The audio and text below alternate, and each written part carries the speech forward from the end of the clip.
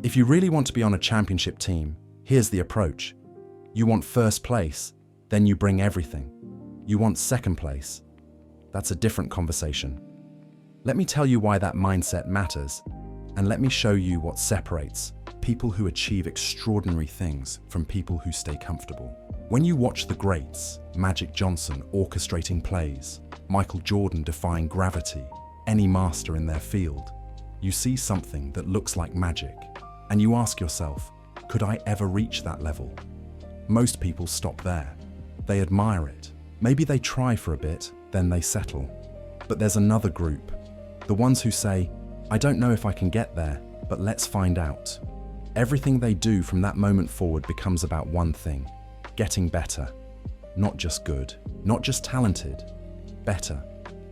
Every single day. Today, I want to break down that journey. Not the highlight version, the real version. The one that costs something. The one that transforms you into something you didn't know you could become. Here's where it starts. You need to know what you want, true clarity. Not a vague dream, a specific, burning mission. When someone has real clarity, the world becomes their classroom. Every challenge, every opponent, every failure, every win, all of it teaches them something. They're not wandering. They're not experimenting casually. They're laser focused on a singular destination, and every step is calculated to get them closer. I want to be successful is meaningless noise. It's a wish without substance. But I want to build the best product in this category, or I want to be the most prepared player on every court I step on. That's something. Now you have a target. Now you can build a plan. Now every decision has a filter. Does this move me toward my goal or away from it? Specificity creates power. Vagueness creates confusion. Choose power. People talk about work ethic like it's genetic, like some people are born disciplined and others aren't. That's false. Work ethic is a decision made every morning when the alarm goes off at 4:30 a.m. and every part of you wants to stay in bed. Champions make that decision daily, for years, for decades. Why? Because they understand something crucial. They might not be the most naturally gifted person in their field. Maybe their physical tools are good, but not exceptional. Maybe they're not the fastest, the strongest, the most naturally talented. So what do you do when you're not the most gifted? You become the most prepared. You become the most knowledgeable. You optimize every single thing you can control. The best study their craft like scientists. They ask questions that most people never even think to ask. What works consistently and why? What are my natural limitations? How do I strengthen my weak points without neglecting my strengths?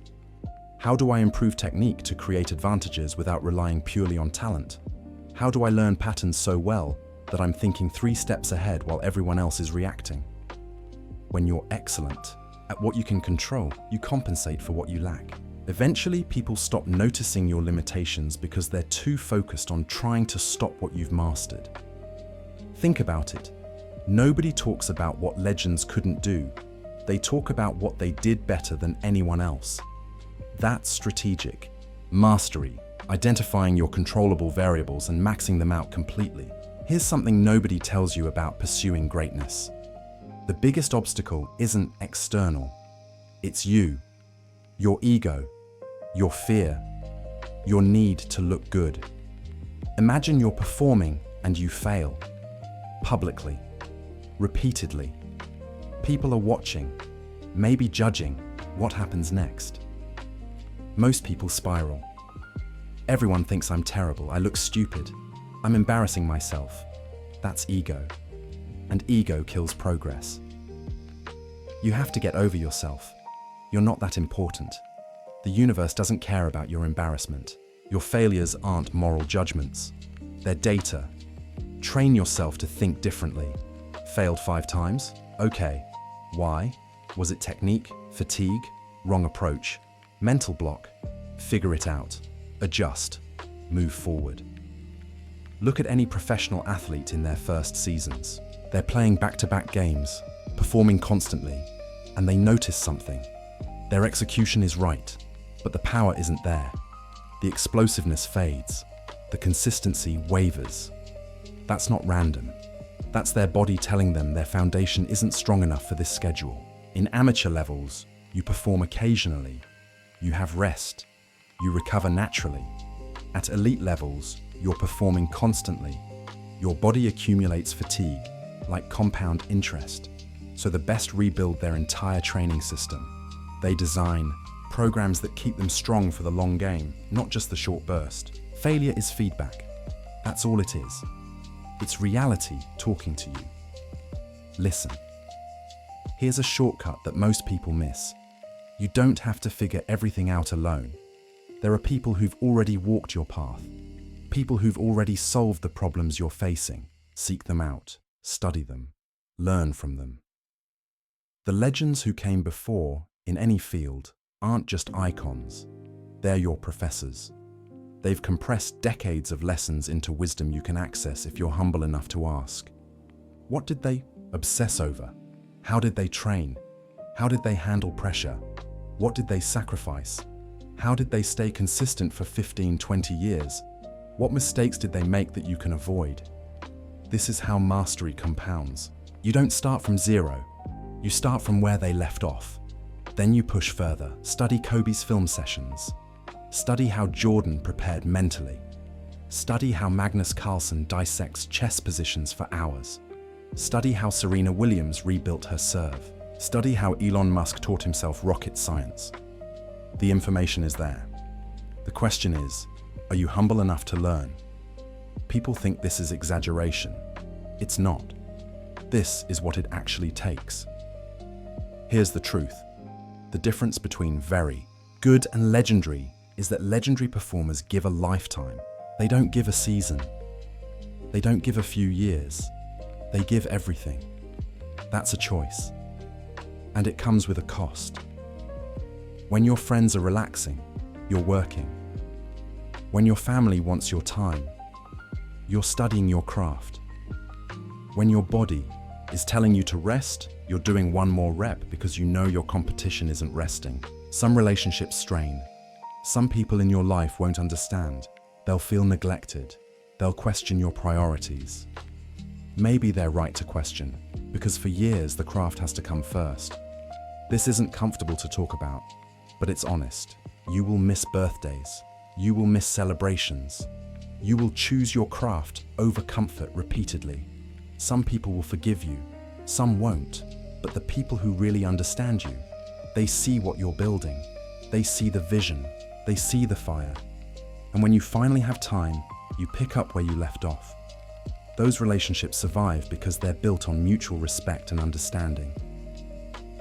High performers accept this cost. They accept that they might miss moments. They accept that some people might not forgive them. Because the alternative, looking back and thinking, I wish I'd done more, that's unacceptable. They never want to wonder. They want to know. They pour everything in, so when they walk away, they have zero regrets. Here's something people forget. If you're performing, creating, or serving others, they're giving you something precious. Their time, their attention, their trust. You owe them your best, not your excuses, your best. Elite performers show up regardless of circumstances. Back hurting? Show up. Tired? Show up. Not feeling it? Show up anyway. That's respect. For the craft, for the audience, for yourself. When you make that commitment to show up no matter what, something shifts inside. You stop negotiating with yourself. You stop looking for exits. You just go. This is the difference between amateurs and professionals. Amateurs perform when they feel like it. Professionals perform especially when they don't feel like it. That's the standard. That's the bar. And here's what's powerful. This mindset doesn't stay contained. It spreads into everything you do. It becomes who you are. When evaluating opportunities, ask, do I understand this completely? What are the real challenges, not just the surface level ones? Do the people involved have the character I trust? Are they obsessive enough to push through when things get hard? Don't chase easy wins. Chase challenges. Projects you're not sure you can do. Those are valuable. Those force you to grow. Those stretch your capabilities and reveal what you're truly capable of. Same with building teams. Don't hire people who say, yes, I can do that. Hire people who say, I don't know how, but I'll figure it out. That's where growth lives, in the uncertainty, in the discomfort, in the space between knowing and becoming. Your job as a leader is to push people, challenge them, make them look in the mirror and ask, can I do more? Can I go deeper? Can I surprise myself? Great leaders create environments where people discover capabilities they didn't know they had. They don't make things easy. They make people strong. You can train every day. You can prepare perfectly. You can do everything right. And sometimes life still hits you. Injuries, setbacks, unexpected obstacles, economic crashes, pandemics, betrayals, losses.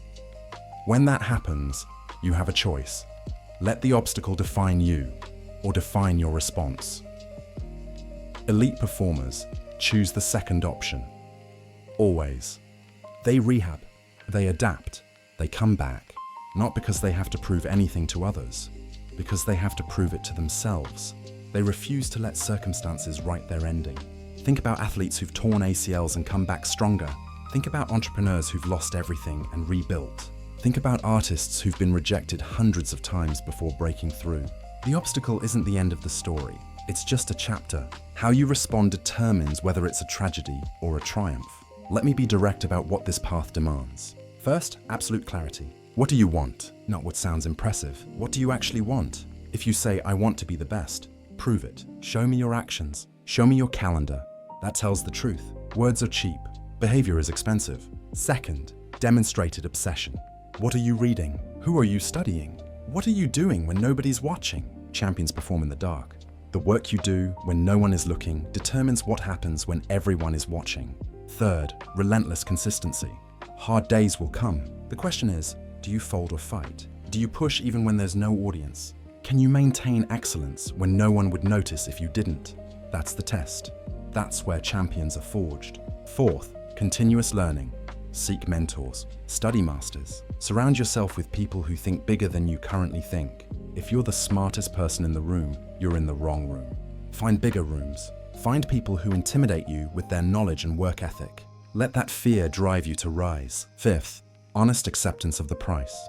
You'll lose sleep. Some relationships will strain. Your body will hurt. You'll fail publicly.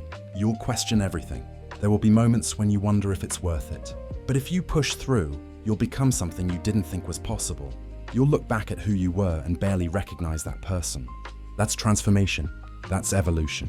Let me distill this into principles you can carry with you. Know what you want. Specificity creates power. I want to be successful is meaningless. I want to build the best product in this category is something. Now you have a target. Now you can build a plan. Obsession wins. Not talent, not luck. Relentless, disciplined obsession. The person who wants it most, who's willing to do the most, who can endure the most, that person wins every single time. Failure is feedback. You will mess up. You will lose. You will embarrass yourself. That's normal. That's necessary. The question isn't whether you'll fail. It's how you'll respond. Learn, adjust, move. The only true failure is failing to extract the lesson. Mental strength is built, not born. You build it by conquering ego, by conquering fear, by telling yourself, this isn't about looking good. This is about the mission. This is about becoming who I'm capable of becoming. Every uncomfortable moment is a deposit in your mental strength account. Embrace the discomfort. Choose your circle carefully. You become the average of who you surround yourself with. Match with people who push harder, think deeper, act bigger. If your circle isn't challenging you, it's limiting you. Be ruthless about this. Your future depends on it. Leave with no regrets. When you step away from something, you should be able to say, I gave everything. I left nothing on the table. That's peace. That's closure. That's how you avoid the haunting question of what if. So here's what it comes down to. If you want first place, if you have that fire, if you're willing to pay the price, commit fully, push hard, fail forward, learn constantly, rise higher. If you're okay with second place, there are other paths, easier paths, more comfortable paths, paths where you can sleep in, paths where you can maintain work-life balance, paths where you're not constantly uncomfortable. And honestly, that's fine. Not everyone is built for this. Not everyone wants this. There's no shame in choosing comfort and contentment over the relentless pursuit of greatness. Different people have different definitions of a life well lived. But this path, the one we're talking about, is for people who want to stare down the impossible and say, let's go. It's for people who refuse to negotiate with mediocrity, who refuse to make excuses, who refuse to quit when it gets hard. Because it will get hard, guaranteed.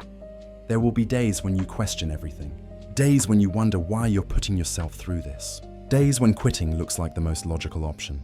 But on the other side of hard is a version of yourself you've never met. A version capable of things you currently think are impossible.